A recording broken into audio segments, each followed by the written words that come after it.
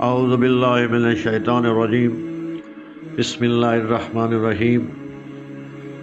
تعبیر خواب کا سلسلہ۔ آج جس خواب کی بات ہو رہی ہے وہ یہ ہے کہ اگر کوئی شخص خواب میں بھینس کو دیکھتا ہے تو اس کی تعبیر کیا ہوگی؟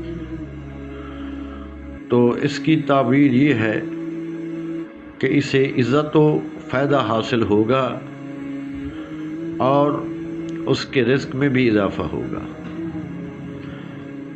اگر کوئی شخص خواب کی حالت میں دریا دیکھتا ہے